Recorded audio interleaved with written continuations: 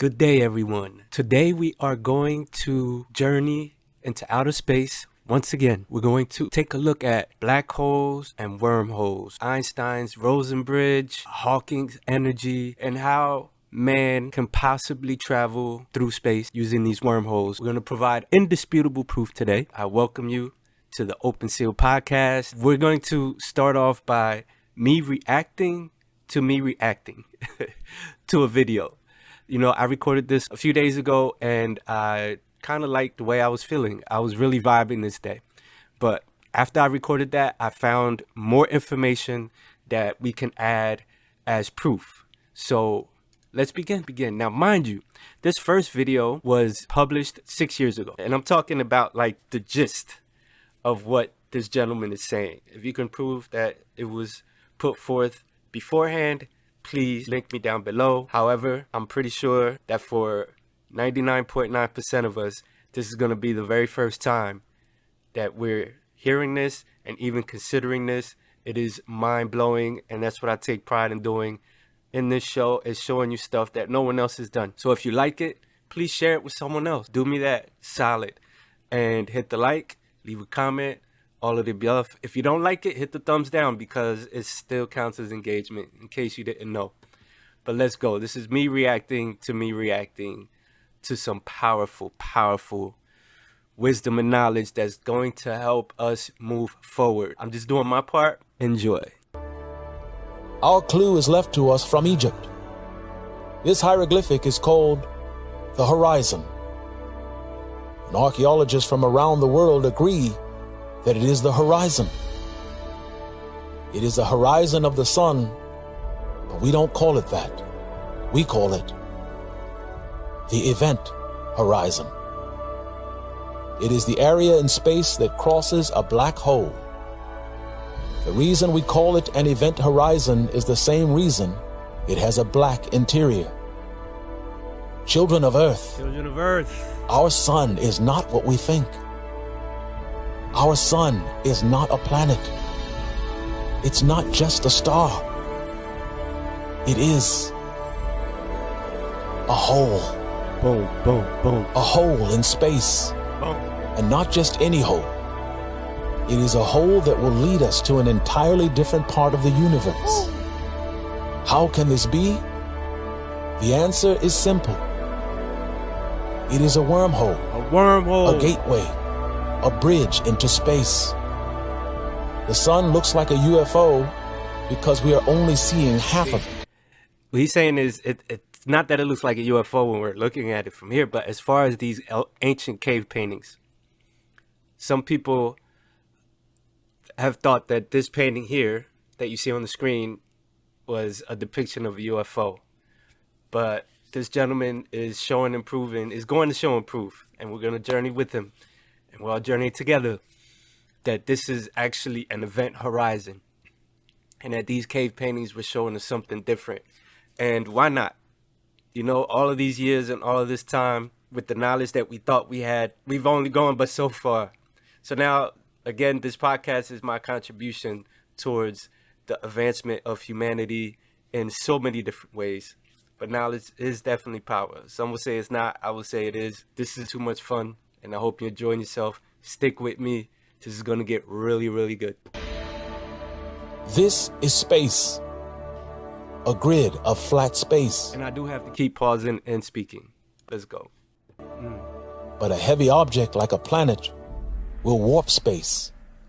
And this curves it and creates gravity. However, when the object is as large as the sun, it warps space even greater. Its powerful light, its powerful gravity, creates a hole in which it sits. Notice Egyptian artwork of the sun.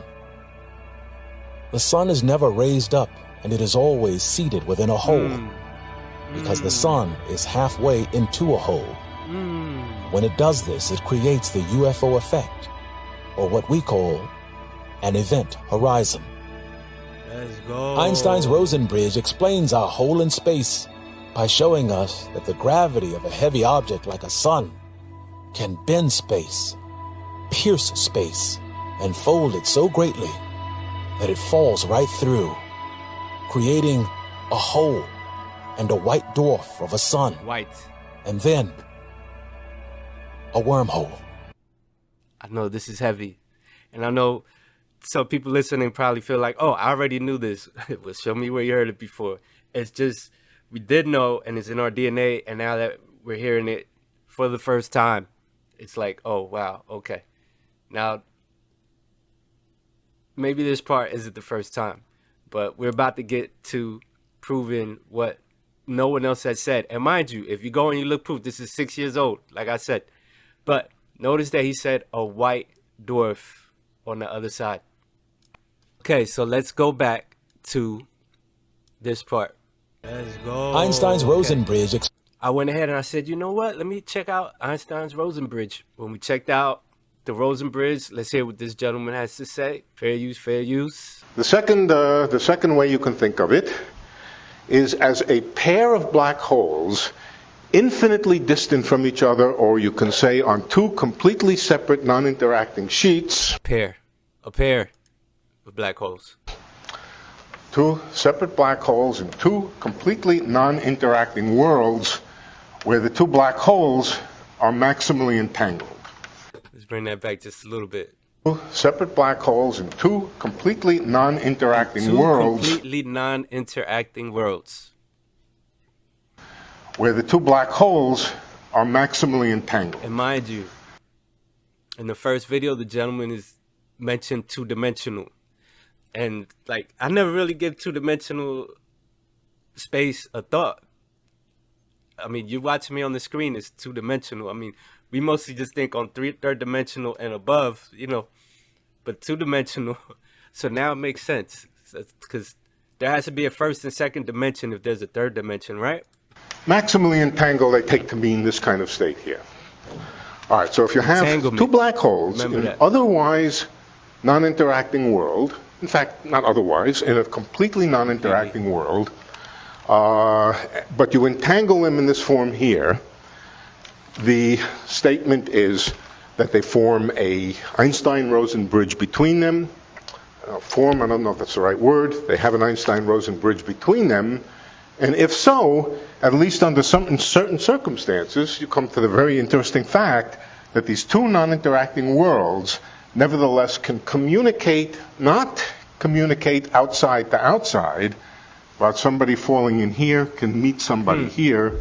And that's a rather curious fact, that even though they're completely disconnected worlds, Curious fact. if you manage to make a pair of black holes that had this kind of entanglement, it seems that two people could jump into the same one into the left black hole, one into the right black hole, and meet at the center if they jump in early enough. Look at that square with the X in it and all that. We're gonna be getting into all of that. This is a series, so make sure you sub if you want to hear more. And also, I like to stimulate thought, so I welcome any comments down below. I'll link the video down below and you can watch it further.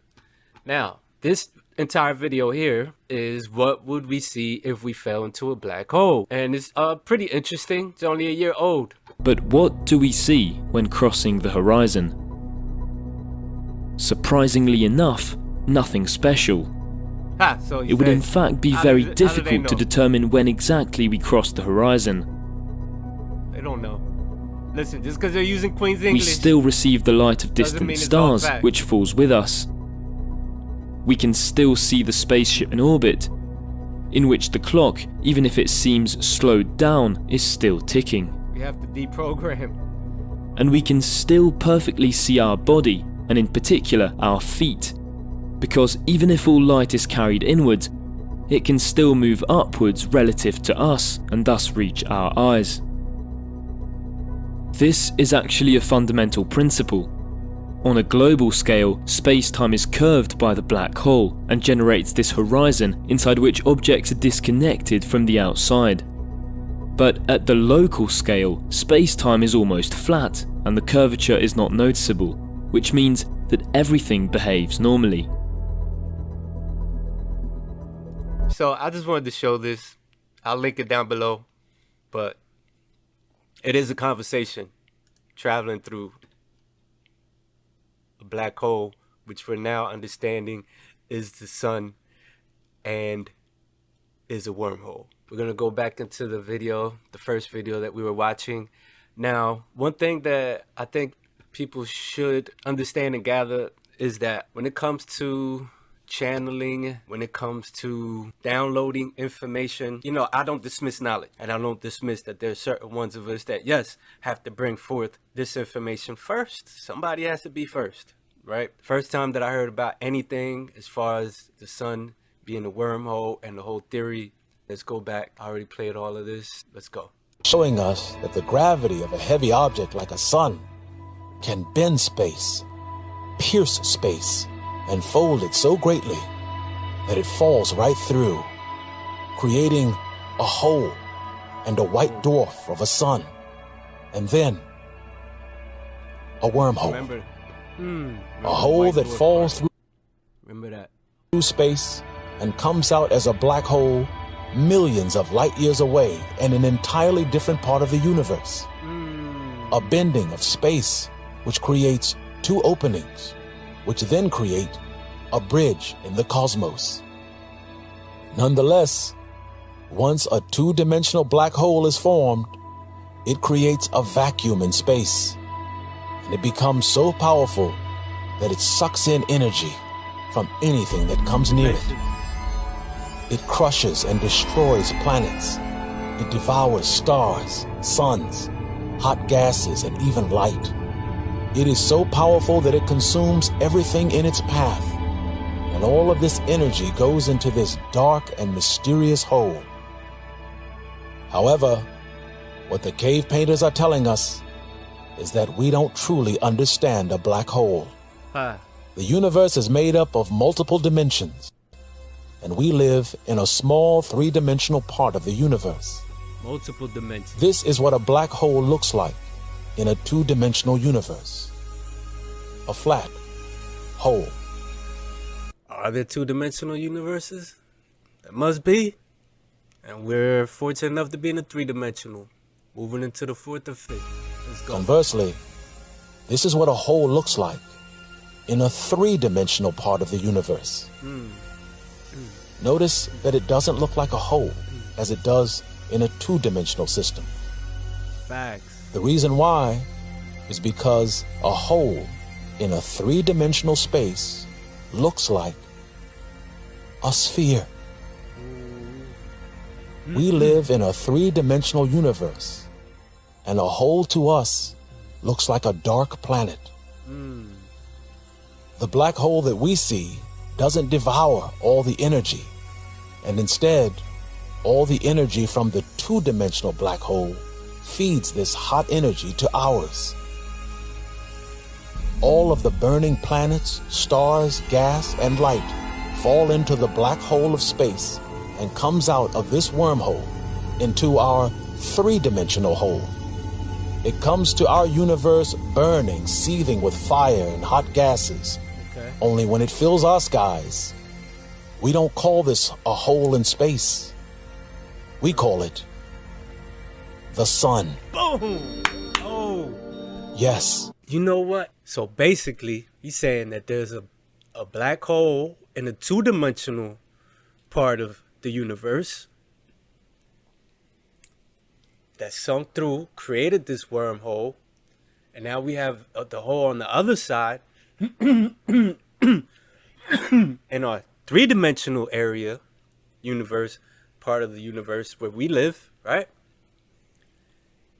And that two-dimensional hole is sucking everything in, sucking in that fire and the light. So is every star that way? He's talking about specifically our sun, but is every star like that? Or every star that's actually a sun, the energy and the power, the heat and all that is coming from the two-dimensional, going through the wormhole, coming out on our three-dimensional end and giving us our sun.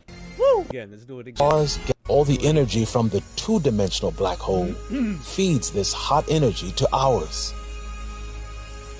All of the burning planets, stars, gas, and light fall into the black hole of space and comes out of this wormhole into our three-dimensional hole.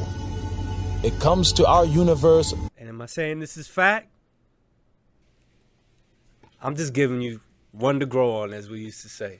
Okay, I'm going to pause that there. And now I'm going to go into this video that I seen recently.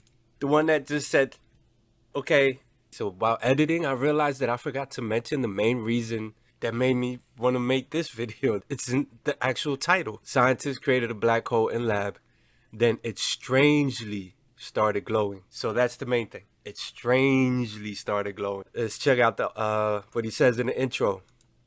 A team of scientists created a black hole in a lab, and then it mysteriously started glowing. See? This is so much fun. I hope you're having fun like I am. Stick with me. Like I said, it's part of a series.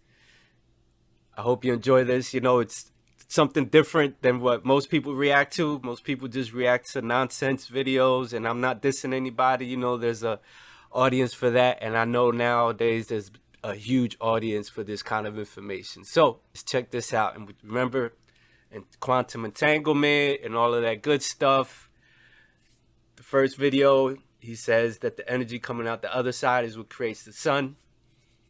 The energy being sucked in from the second dimension coming out to the third dimension. Now check this out. Remember, that video was 6 years old. This one is only 3 months old. Caused by the black hole's strong gravity. But more importantly, the mass of the black hole itself is converted into energy that escapes out of the event horizon. See? Therefore, Hawking radiation reduces the mass and energy of the black hole. To understand what the researchers did, it's important to know the nature of Hawking radiation in the first place. So, what does it look like? Hawking radiation acts like a black body radiation with a Planck spectrum, meaning the nature of thermal radiation being emitted by the black hole is similar to the radiation coming from a star. I'll link the video down below so you can watch it in its entirety. Let's check this out. The second is that entanglement is necessary for Hawking radiation. The entanglement of particles is essentially a quantum mechanical effect that explains how two particles are linked despite their vast separation. Just this visual alone, animated representation of what the first video is talking about. So let's go. Burning, seething with fire and hot gases. Only when it fills our skies. We don't call this a hole in space. We call it the sun. Woo! Yes. This is real. And I prove to you that it's real. No one else has ever brought you this knowledge. Not like this. Look closer. Notice these two black, large eyes. Whether it's right or wrong, you never heard. And notice its strange nose. These are not aliens. The two black eyes is the center of a black hole. See, he's about to give you his proof. Let's go. Okay, that which we believe to be... that's only listening, what he's showing are cave paintings of what some people thought were aliens, right? Because the cave paintings do look like aliens, but the eyes have all of these flickers that looks like eyelashes, and then the nose of the quote-unquote alien, it actually looks like a sun falling through the space-time continuum. So, and this is for anyone that's just listening to the podcast and can't look, but he's basically just showing and proving these ancient cave paintings were actually the people that painted these giving us this knowledge and wisdom. Never heard this before from anyone else ever, ever, ever. Also, the Egyptian headdress, when it looks like two horns and a disc and the sun disc in the middle, that's what it's been representing the entire time. It's been telling us that we can travel light years just by going through the sun. Our sun is the gateway to the universe, to the rest of the universe. And stick with me through this series. We're going to understand more and more about it. I hope you're enjoying this. Is a diagram showing what a black hole creates. Down the snout of its nose, you'll find all the way at the bottom the sun. A sun is a black hole. The sun was a great sun, but it collapsed and became a black hole. In a two-dimensional part of our universe, it is a massive black hole. However, if you notice all the way at the end, it still looks like the sun. Yes. For it is encircled in a three-dimensional universe. These are not aliens. These are black holes. Let's go. This is what we believe to be an alien. And now, this is what it actually looks like Yippee-ki-yay. in space. Children of Earth. men. Yes, they were highly technological. Talking about our ancestors. And this is what they're saying to us. Woo! Okay, hopefully this made you happy today, because bringing this information forth to the world makes me happy. This is what I find joy in. So there's a lot more to come. I hope that this made some sense to you. You might have to listen to it or watch it over and over again to get it. Now, science is catching up. But guess what? If you stick with this podcast, and you're going to be hearing stuff 5-10 years from now, and you're going to say, you know what? I already heard this on the Open Seal podcast on Preziawi's channel. Thank you so much for joining me. Much peace on this eternal journey.